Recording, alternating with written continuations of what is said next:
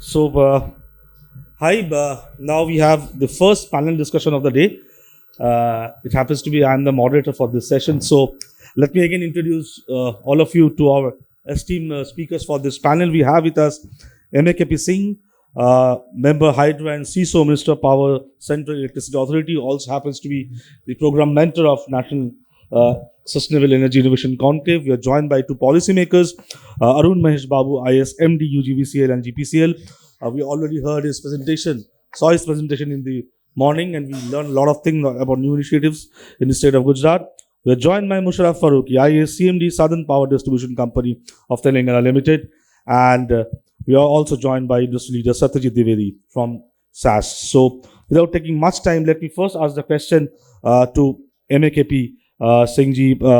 Sir, since you represent Central Electricity Authority, if I may ask you that how does your regulatory authority promote innovation while ensuring reliability and affordability, especially for the energy sector? So your thoughts on that? Very nice question. Actually, we all know that Indian government is having an ambitious plan of capacity addition in RE sector actually, and you all know that it is a intermittent and variable generation source. We need to overcome this intermittency for ensuring the round-the-clock power supply. So we have taken up many initiatives like how best we can flexibilize our thermal generation, so that during our off-peak hours we can reduce the generation from them actually, and in the evening it can pick up. We cannot afford to shut down. So we have uh, tested all our thermal machines for running at 55%. We are going down to 40% in the days to come actually, and to some extent some of the machines may also demonstrate running at 25% of the capacity. So that sort of support we are giving to the grid through our innovations and R&D. So that is one thing. Moreover, now since we are in a search of cheap energy storage solutions actually, we are working on many fronts to find the alternate raw materials which are available in India, which can provide a better, cheaper solutions for grid level energy storage. So that is another factor that we are working. Other concepts that we are, that we worked upon, and many of the technologies which has helped us to improve the efficiencies, like we have talked about the supercritical parameters we have used for and thermal power generations. Similarly, we have now for energy security, cyber security is disruptive, where we are coming up with many of the suggestions for where we can collaborate with the OEMs as well as the utilities. So I will be discussing that in my topic. Right. So we'll be hearing more about that in detail about what he is thinking, especially in terms of leveraging innovation and cyber security as well. Let me have a perspective from Telangana. We have with us Musharraf Faruqui. He's the CMD of Southern Power Distribution Company of Telangana Limited. So, if I may ask you that for distribution companies, modernization can come with financial sustainability. What role do technological advancement or emerging technologies can play in minimizing those losses and improving sustainability? Your thoughts on that? See, it's not only a discom. I come from a discom which has Hyderabad, which is one of the IT capitals of the country. So today the consumer is so restless. I would say in Hyderabad, if there is a power disruption of even 5 minutes, it's a big deal. So on one hand, we are trying to bring in more sustainability, and on the second hand, I mean, the consumer is demanding so much of reliability in the system. I think in addition to sustainability, our discom is focusing a lot more on reliability also. That is coming through various aspects, and using this platform, I request my industrial partners of this event to help us out in this regard. So for example, our network, the distribution network, as one of the speaker was mentioning, we have an age-old system that we have evolved over time, and at the same time we are trying to bring in technology and impose it over that. Now that itself imposes several challenges, of which cybersecurity is one challenge. So in our discom, we are definitely ensuring that we are bringing in sustainability, but at the same time, uh, to meet the consumer demand for today and also for tomorrow, that is maybe in the next few decades, it's going to be a bigger challenge. So at every stage, we need a lot of technology intervention, whether that is in projecting or planning or forecasting the demand, or say enhancing our networks, or yeah, ensuring the upkeep of the network, and at the same time ensuring that the finances of the discoms are also taken into consideration. So we are working on a multi-dimensional approach, and any thing from the industry is welcome.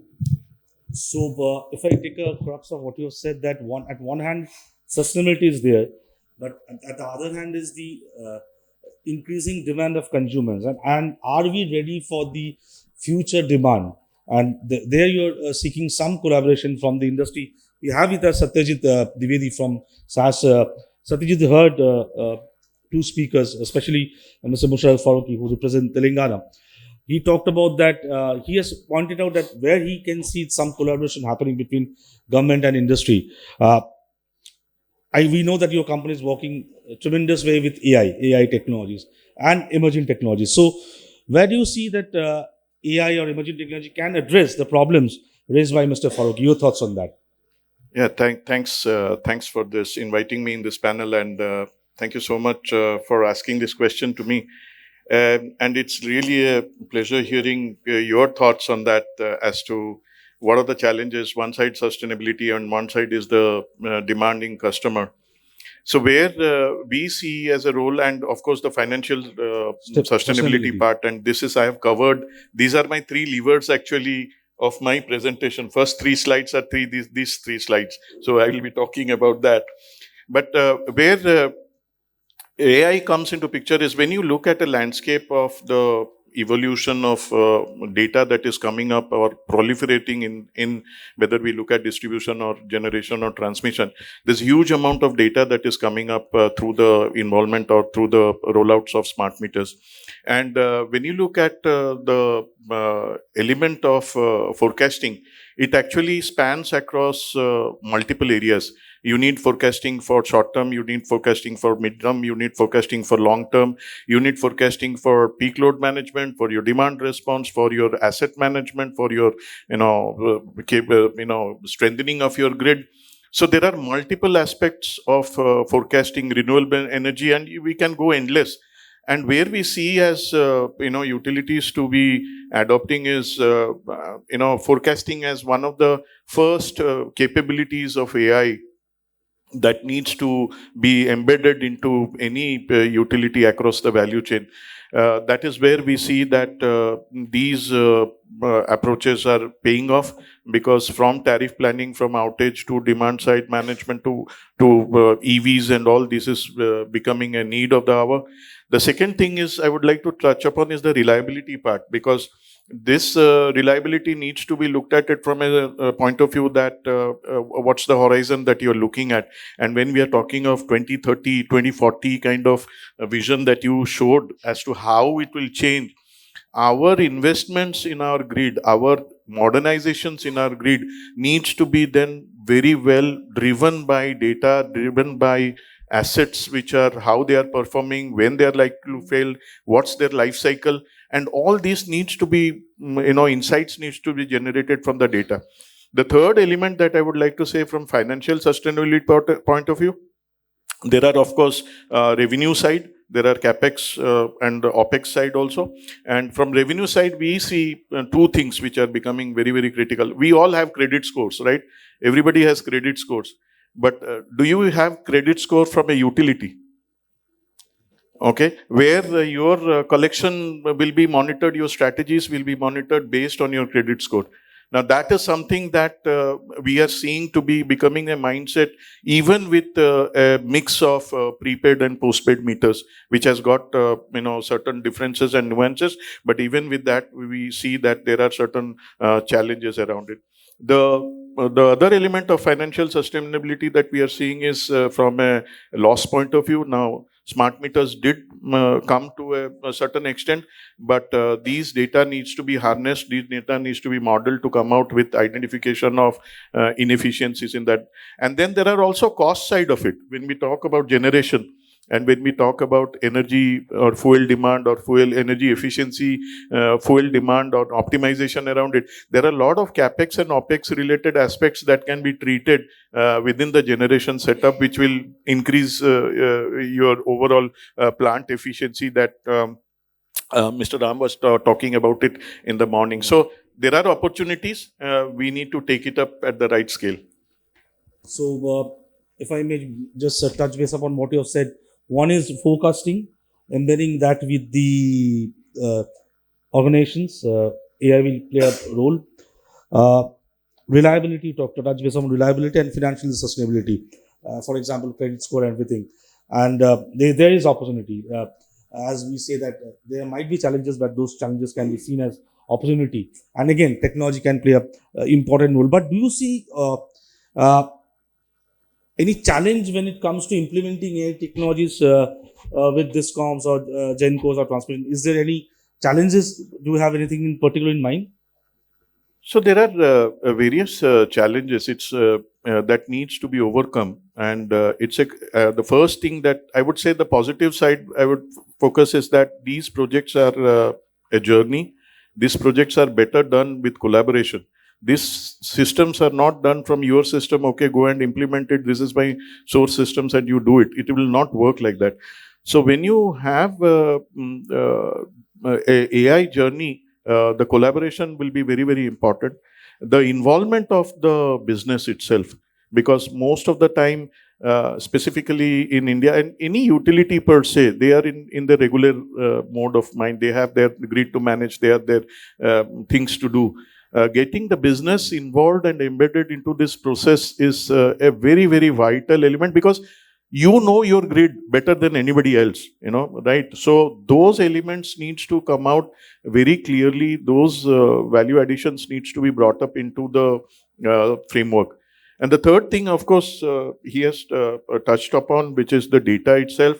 And there are transparency issues, there are interconnection issues, but then that's where industry standards needs to play a role. That's where legacy systems needs to be upgraded. So there is a fair degree of investment also that will be required to ensure that these risks are covered adequately before embarking on the next step. Right. I'll come to Arun Mahesh Babuji. You have just heard one policymaker's perspective and industry perspective. Where do you think that discoms can work more in terms of finding the right answer for gaining those stability? That can be financial stability, that can be operational stability. And where do you think that technology, again, it can be AI or any other emerging technologies also, can help in that? Your thoughts on that, sir? So, firstly, I should thank this forum at all, because this is one platform where I think the whether it's a private discom or a government discom is able to at least meet to the industry leaders. Otherwise, it's always like the industry leaders go to the discoms asking for business or something. I should, after hearing to Nikhil, I think discoms, not only discoms, any say probably government sector or any department for that matter should actually now think upon securing their spaces. He just showed you how vulnerable and how easily vulnerable you are. So I think the first thing is demonstrating vulnerability, and also what ma'am was speaking. What is the solution for this? Like how can cybersecurity play a role? I think it is not just with the energy sector, it is with encompassing all the sectors. We all talk about certifications coming, threat attack, malwares, advanced notifications coming, but a common man doesn't understand what it is. A common man doesn't know how to handle this.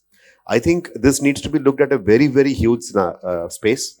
And I think it is not the business industry that has to come to the government. I think now it's time for the government to go to the industry asking for help. So that is where I think the first point lies.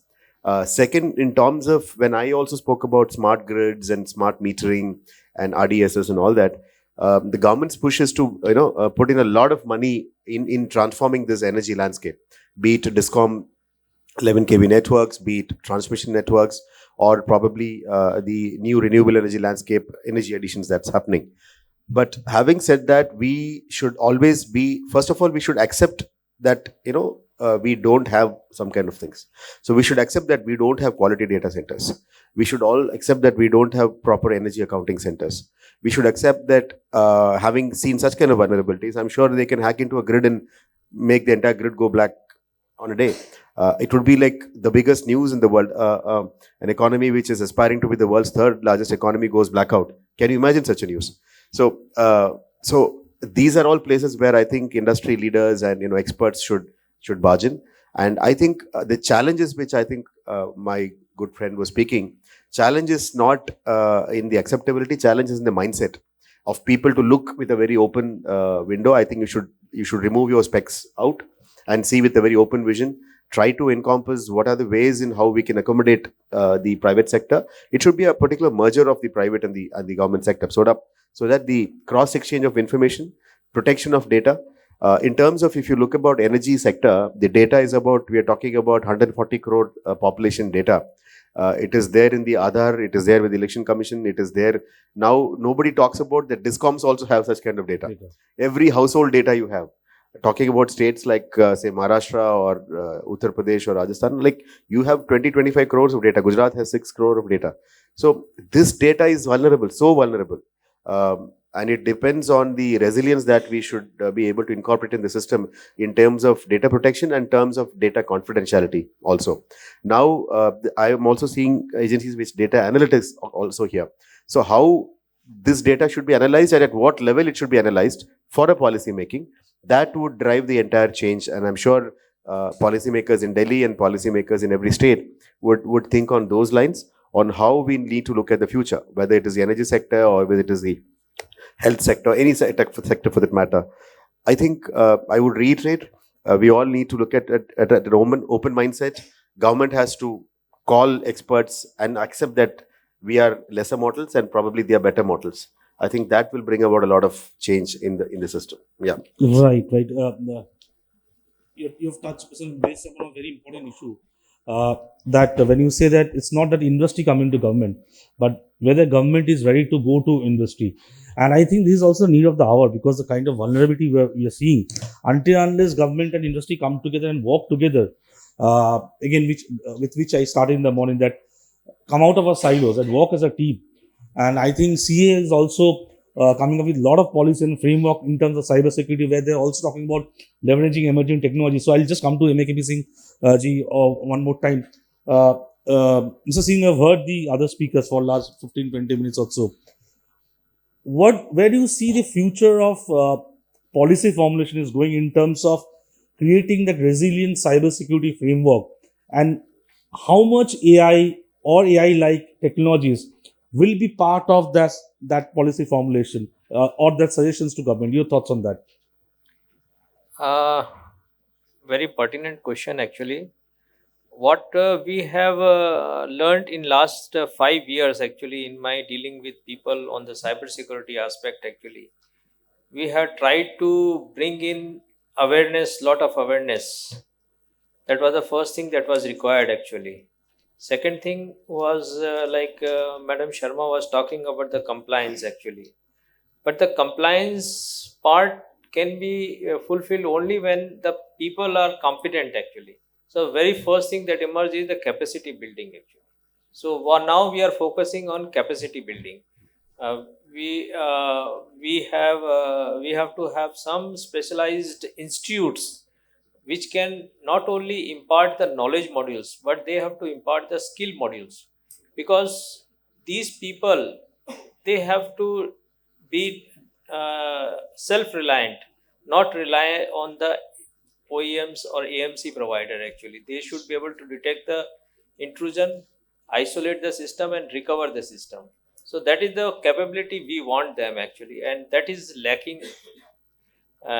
Further, if anything, God forbids, happens, then finding the root cause analysis, that is also a very tough task actually. We are lacking security analysts in our country. We are lacking forensic analysts. We are just dependent on tools, and the tools report that is generated actually. We are not able to go to the depth of the real cause of the incident actually. I would in this forum like to make very clear that people talk about the Bombay outage as a cyber attack actually, but it was not a cyber attack, because we analyzed it from both aspects actually, from cyber aspect and from our grid disturbance aspect. It was a human failure actually, and the operator actually switched off the line, which was very critical for the supply of the Bombay, and we have an islanding scheme which did not survive actually because of less generation in that island actually. So let us make it very clear, Bombay attack was not a cyber attack actually. Other part that you touched upon is actually regulations. We are coming on the regulations, and in these regulations right now we have not touched upon this AI and the quantum computing actually. So this is a field whereby we can have more suggestive solutions which can work upon our data. Like Madam was talking about the playbook for the SOC actually, and the time takes to detect the intrusion through our data that is been thrown to us actually. So, and how to find the real applicable IOCs or the hashes actually from the alerts. In that case, quantum computing is going to help us a big role. We are working on it, and we will be coming out shortly with the regulations, and which will be out for public comments in next 15 to 20 days itself actually. So that is the biggest thing.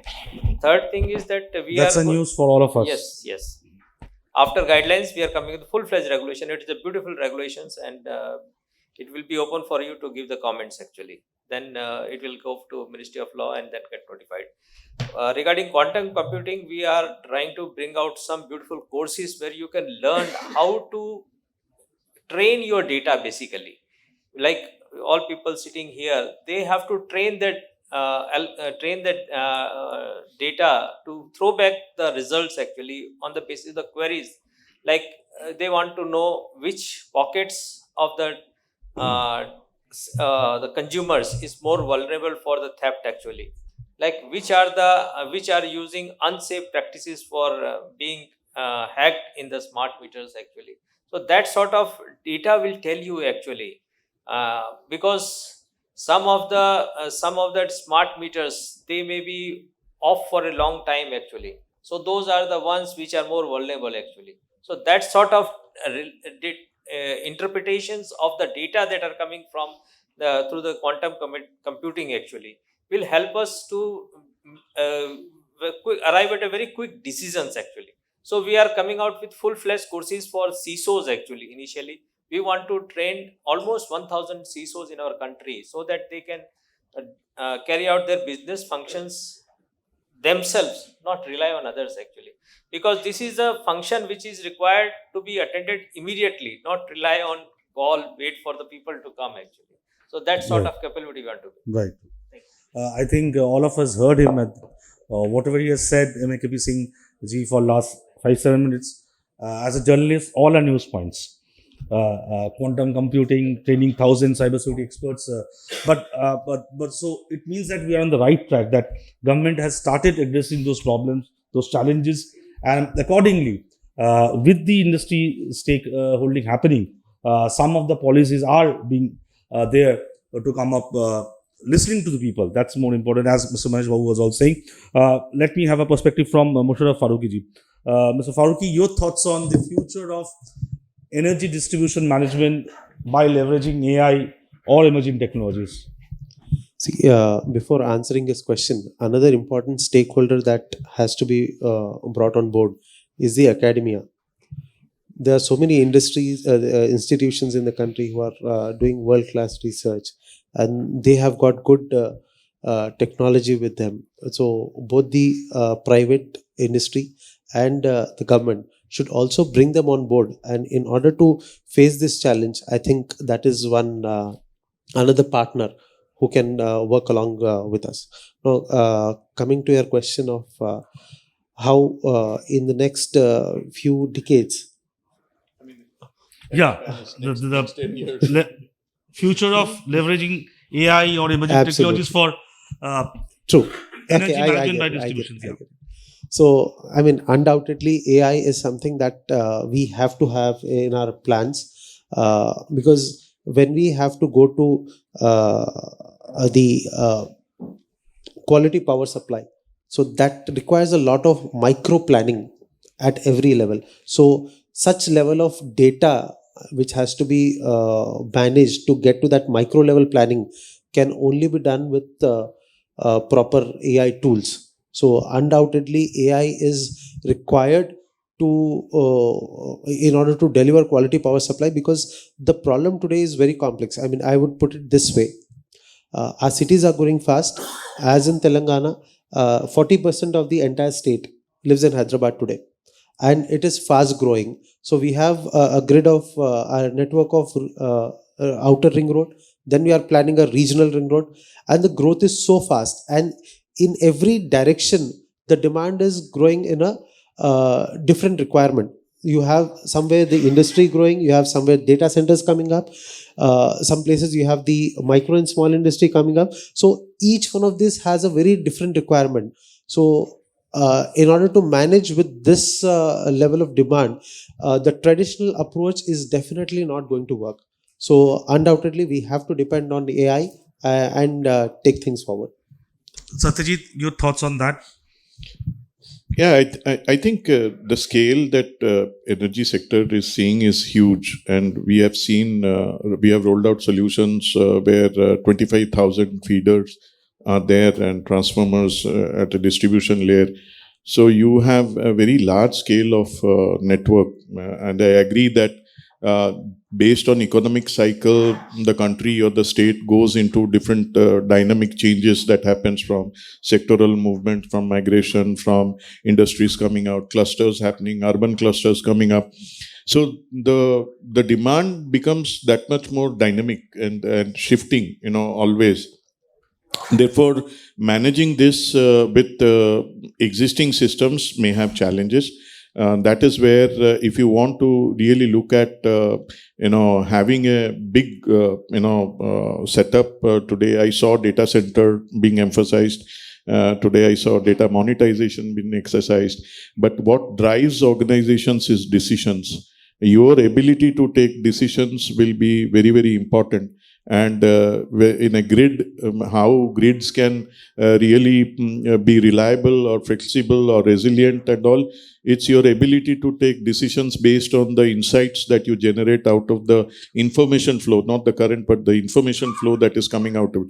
So it is very, very important that AI is one of the areas that utilities need to adopt. And obviously, as rightly pointed out, the capacity building of the utilities needs to be very well considered to be able to get the full potential out of it, because otherwise what will happen, it will be a beautiful initiative design, but a very, very ordinary initiative executed. And that's the peril that we need to avoid. Okay. I'll end the panel discussion by taking a perspective from Arun, Mahesh, Babuji. You just heard Satyajit. Decision based on information flow. Are we in a stage to do that? Your thoughts on that? Honestly speaking, no. Okay. I think we need to do a lot of investments in terms of accommodating the industry. When you heard to one of the DISCOM MDs and the technology partner, what we get to realize is we presently are not able to forecast weather. We have whatever data weather forecast data comes from IMD. So we are not in a position to say buy satellite data privately and work out what is the weather forecast that is going to come. So if you're able to predict weather forecast, you are able to run your wind turbines better. You are able to harness your solar power better. You are able to stabilize your grids, and you are able to reap the solar power cycles. You are also able to decide on when you need to harness the solar wind power, how much you can store that solar and wind power, and how much you can be able to inject into the grid system. So primarily speaking, we don't have technology for forecasting weather data at the DISCOM level or at the GenCo level or at the transmission level. That we need to accept. Second, we do not have energy forecasting data. Of course, we have our ALDCs and SLDCs working in every state, but those are based on your peak hour demand, your peak hour purchase, your climate energy, electricity available in the climate exchange or in the energy exchange for that matter. So we do not have a data suggesting or a system throwing to you and saying, like, this is the time you should purchase power from the energy exchange. This is the time you should reap the peak hour tariff. And this is the time you should take the electricity which is produced from solar rooftops or from your microgrid connected systems. So we do not have that. Third, in terms of power purchase and power sale. So we presently have time of the day. We are not yet reaping time of the day benefits. The future is time of the day power. So when you're talking about the power purchase from an energy exchange or power purchase from a private GenCo, the government is not in a position at what time, at what rate are we buying. It is just available on the exchange. You go and buy the power based on the crisis that the state government faces, especially for industrialized states like where we come from, or aspiring states where they are energy guzzlers. We do not have data at which point of time we should buy the power. We just go that there is a peak hour demand coming, there is a peak month demand coming, we should buy more power, or the industry's demand is growing. So it is like firefighting. The crisis comes, we go and buy power at a higher rate. So we are not in a position to decide for ourselves that this is the right time I should be buying the power and this is the right time I should be selling the power to the distribution companies. So I think data-driven management for, first of all, for grid stability, for grid power injection, for grid power purchase, for grid power sale, and ultimately I think advanced planning in terms of generating power or compensating the crisis would come from weather data. I think these applications need to be taken. In one of my previous conferences, I spoke about case studies of how the UK used smart metering. By implementing smart metering during the COVID time, they could bring about a lot of carbon emissions down. So that helped as a story of a decarbonization story in the UK. In South Korea, they used this data for studying how the power generators could offset into renewable power. In Australia, they used for weather forecast data and energy capacity data to award projects for solar power in Western Australia. I think case study based management or scientific analysis based kind of bidding and tendering should also start. It cannot be just in the blank air, and we cannot be shooting in the dark. So I think a data driven management of energy is the time when we should think, and above all, I reiterate that the open mindset to do this is a necessity of time, and if you don't do this, we are going to lose it out. Yeah. Right. So if I may sum up the discussion of last half an hour, I think data-driven management is the need of the hour for whatever sector you're talking about, whatever domain you're talking about for the energy sector.